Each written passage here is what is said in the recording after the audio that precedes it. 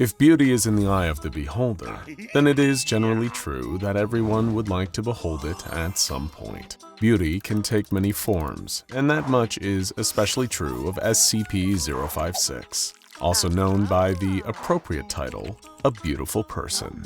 The Euclid Class SCP has an infamous tendency to combine its shape-shifting abilities with an incredibly condescending and haughty attitude towards other beings. While other shape-shifting anomalies use their powers to blend in with humanity or to hunt their unsuspecting prey, SCP-056 uses its powers for the sheer thrill of being better than whatever it is mimicking.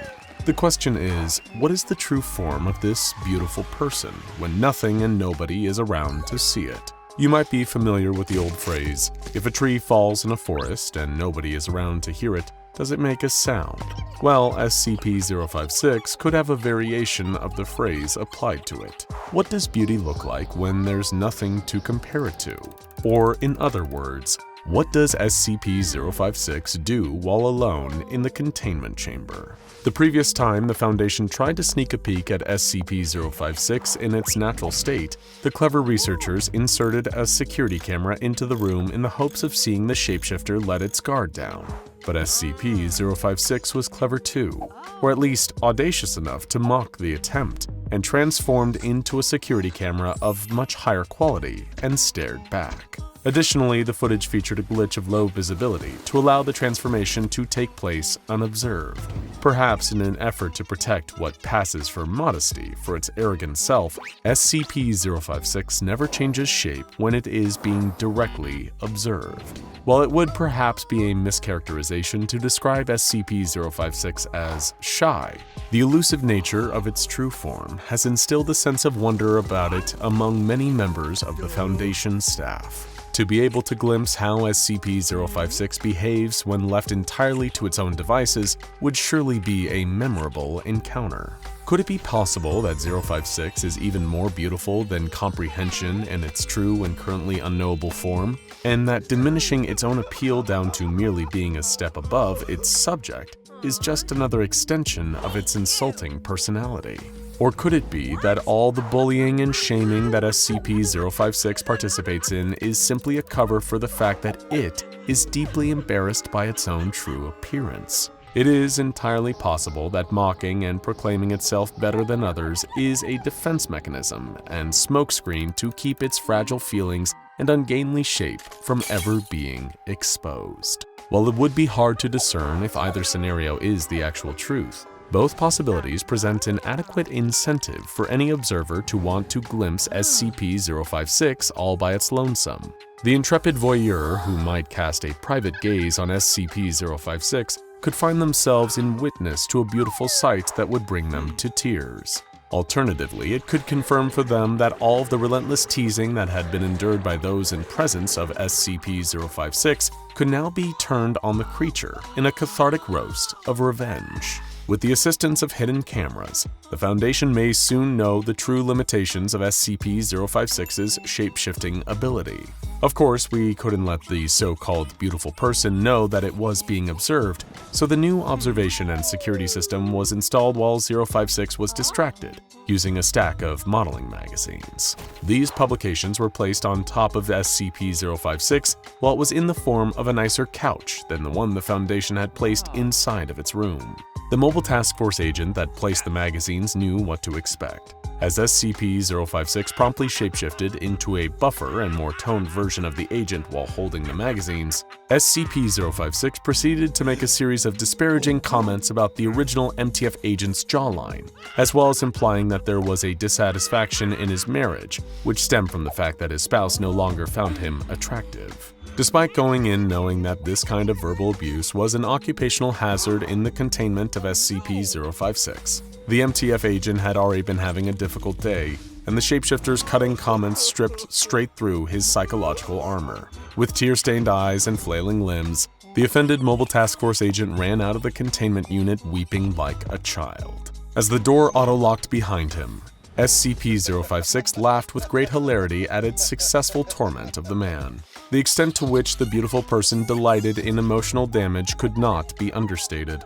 This sadistic urge was likely the overriding purpose in its questionable biology, supplanting even the urge to eat and propagate itself. Though in the case of the latter, it is unlikely that SCP-056 would ever be willing to settle for mingling with anyone less beautiful than itself. Besides, if making others feel small and worthless was more a gratifying pastime, then why would SCP-056 want to share itself with any of its pathetic sycophants? Throughout numerous experiments, it was all but confirmed that SCP-056 preferred the feelings of being fawned over as opposed to acting on its own desires. If any, it would rather take the form of a beautiful woman and have several men fight over it for its amusement than find companionship with any individual one of them.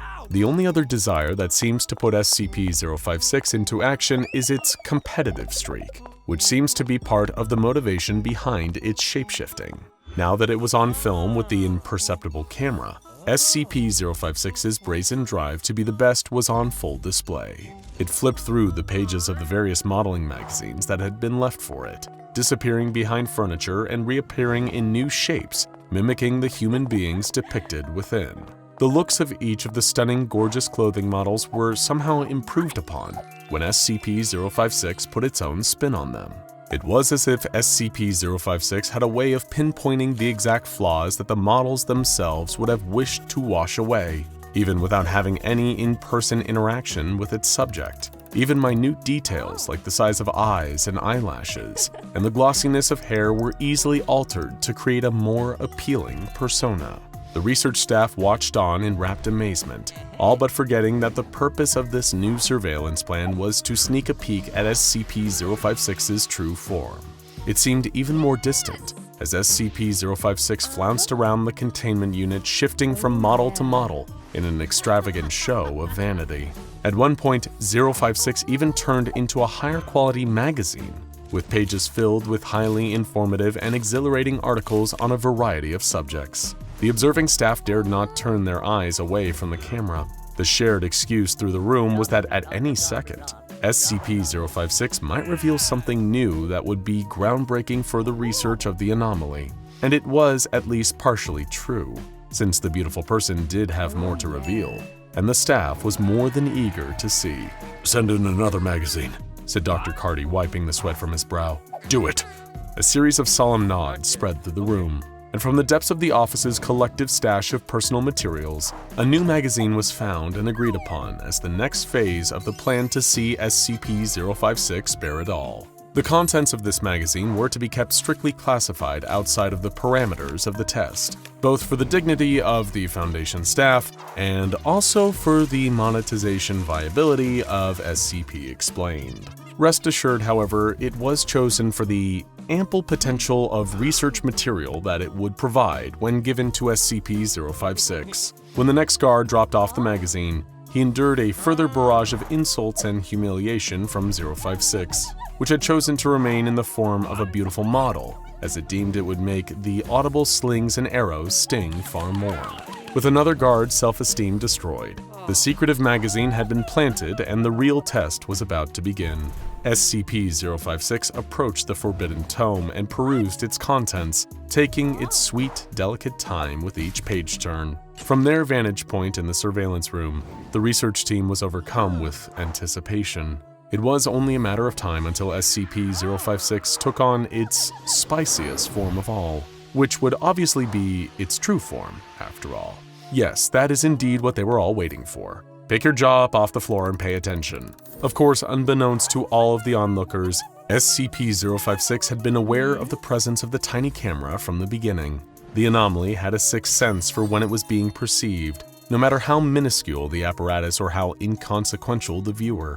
All of this dramatic posing and flaunting the forms that were available to it had been an elaborate ploy for the thing it wanted most of all: attention.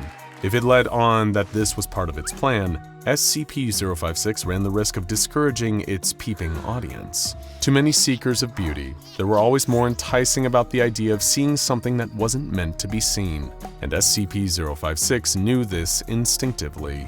The Foundation would ordinarily never dedicate so much time to mere ogling, but by deftly exploiting the scientific curiosity of the staff, the beautiful person had wrapped them all around its polymorphic finger.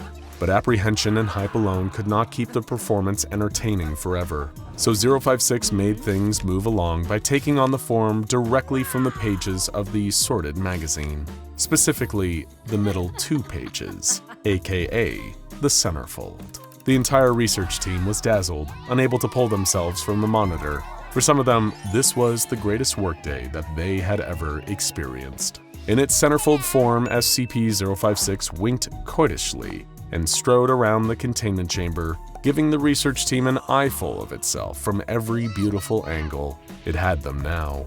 It had proven once again that it was truly superior being amongst a world of pathetic uggos, and it was exactly where it belonged, admired by many on a stage of its choosing. Back in the surveillance room, an SCP Foundation intern named Dave burst through the door, panting and fearful. None of the researchers even looked behind themselves at the entrance of the low-level personnel, as they were all still transfixed by SCP-056's movements. "What are you all doing in here?" Intern Dave wheezed. "There's been a containment breach!" A moment of tense silence passed. Then Dr. Carty raised one of its hands and dismissed the intern with a simple wave. Not now. Dave was stunned with shock. It was a containment breach, the first he had ever seen in his short time at the Foundation. Lives were on the line. Didn't his superiors know about this? Maybe this is what the SCP Foundation is really like? Thought the intern. He was about to leave when he considered the alternative. Perhaps whatever Dr. Carty and the rest of the research team were looking at was more important than the current containment breach. After all, delegation was a key part of running an organization with such a wide purview of tasks. A bit of pride for his superiors swelled within intern Dave's heart, and he bravely took a step forward to see what was being observed on the monitors. His eyes bulged with excitement as they fell upon SCP-056 in centerfold form. "I think I'll take a bath now. Tee-hee," SCP-056 giggled. A wave of joyous brotherhood passed through the surveillance chamber, and high fives were passed around like shakers of salt. Intern Dave, however, was crestfallen. He was certainly mesmerized by the beauty of SCP-056's form, but even that could overpower the profound disappointment he felt towards the others. He got Dr. Carty's attention with a swift punch to the researcher's arm and launched into an angry rant to vent his frustrations. "Have you forgotten what the SCP Foundation is all about? You're all just watching silly stuff like this in the middle of a workday. Was that the plan? Is this what I should expect from all of you? Foolish distractions and provocative bait? What about the containment breach, the lore? I thought I knew what I was signing up for, but you're not scientists or researchers. You're all just a bunch of peeping Toms." Intern Dave ran out of the room in a huff. Dr. Carty was tempted to respond, but the sound of running water put his attention back towards the screen with SCP-056. For obvious reasons, we cannot show you or even describe in depth the bubble bath that SCP-056 was taking, but we can assure you that it was hot and steamy, literally. It was an objective scientific fact that the water was quite a high temperature and the room was filled with a curtain of steam. Any other details that might enter the conversation must be left entirely up to the imagination of the viewer. While the research team was captivated, SCP-056 decided to gloat aloud about just how much better than the centerfold model it was. It began to give away all the secrets of how it enhanced its form, making it clear that it had elevated itself beyond the scope of any human beauty standards and into the realm of perfection.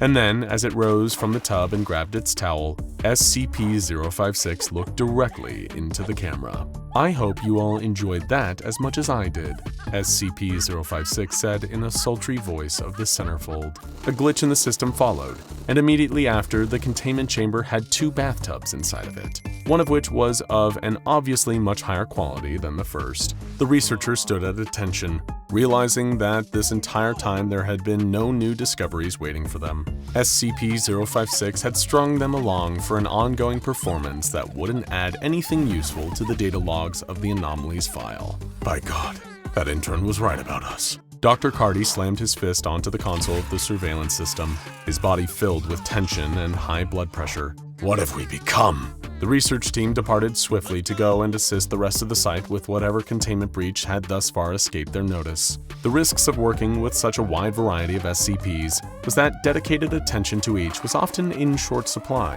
SCP-056's most devilish trait was that its ability to temporarily monopolize all of that attention for itself. It was an anomalous creature that thrived on perception and quite possibly found the concept of being alone or unobserved to be entirely alien. This is why its most natural form was subjective, and why the beautiful person always strived to draw other beings towards it. Without a world full of inferior beings, SCP-056 would effectively not exist. 056 was blessed, or perhaps cursed, to always be in competition with the best choice of specimen that it had mutual visual access to. Its every action and reaction was a constant blur of chasing an unattainable ideal and grabbing approval from the masses for it. Much like the concept of beauty itself, SCP-056 was protean and dependent on the whims of others. It existed simply because it was desired. Now go check out Why Would It Suck to Know SCP-056 and SCP-978 Desire Camera.